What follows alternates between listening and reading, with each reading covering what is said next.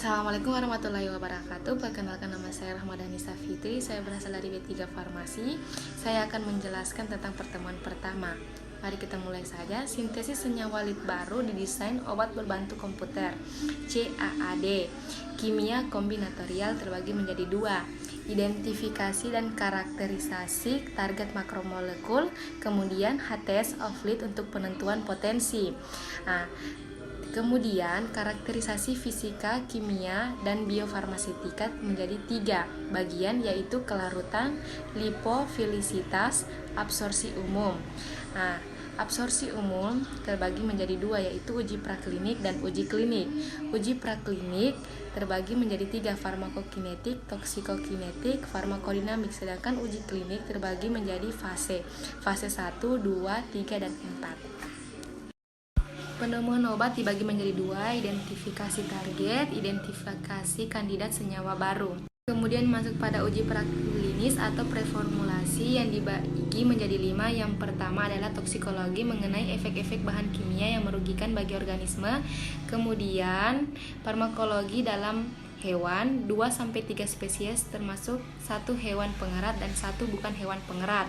Kemudian analisis fisik parameter, kemudian grafik pengembangan bentuk sediaan, terus terakhir studi preformulasi dasar.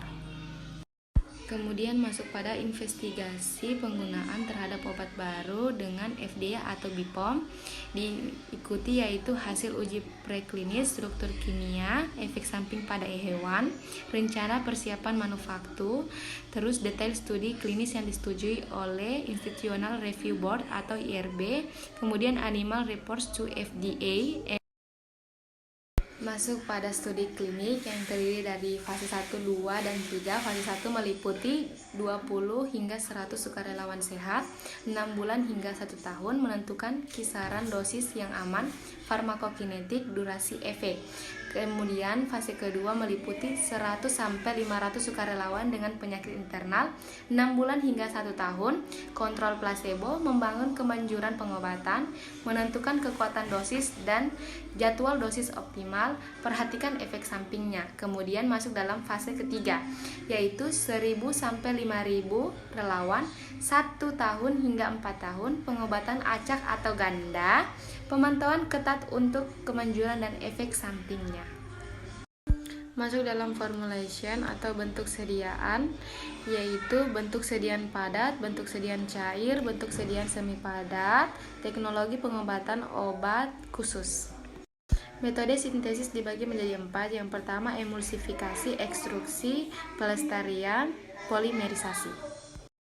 Metode administrasi terdiri dari 4: parental, oral, buccal, nasal, yaitu transdermal, injeksi bebas jarum, implan seluler, terus inhalansia. Kemudian evaluasi stabilitas, yaitu stabilitas kimia dan fisika. Penyebab kegagalan dalam pengembangan obat, alasannya yaitu sifat biofarmasi yang buruk, kurangnya kemanjuran, toksisitas, alasan komersial.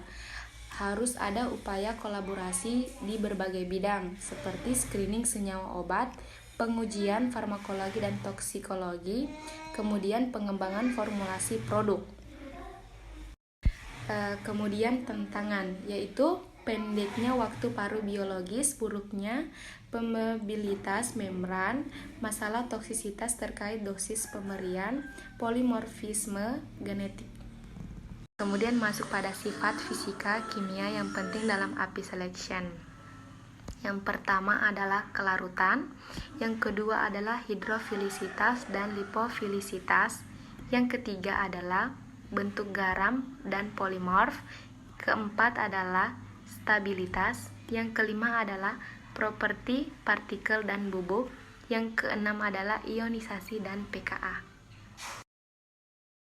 Kemudian masuk pada prinsip formulasi, yang dimana tujuan formulator adalah mengelola sifat-sifat fisika kimia dan segala hal terkait API, mengoptimalkan penghantarannya menuju jaringan target melalui rute pemberian tertentu.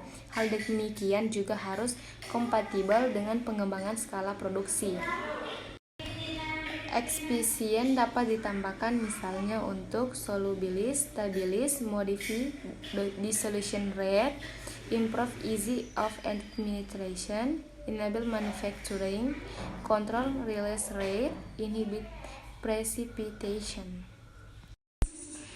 Formulasi merupakan kunci bagi profil biofarmasetis suatu senyawa karena komposisi, jenis bentuk sediaan, proses manufaktur, dan rute pemberian terkait erat terhadap karakter farmakokinetiknya. Penilaian karakter pK tidak sempurna tanpa memasukkan parameter formulasi yang relevan untuk menetapkan konteks yang cocok.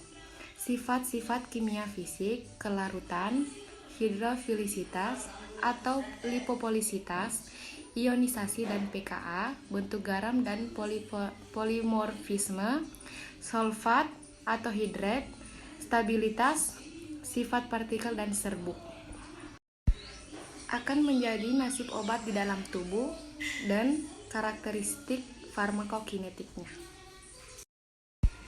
Pengembangan formulasi dibagi menjadi 4. Yang pertama adalah variasi eksipien, kedua adalah metode proses, ketiga mengidentifikasi metode disolusi yang spesifik, keempat scale up produk akhir.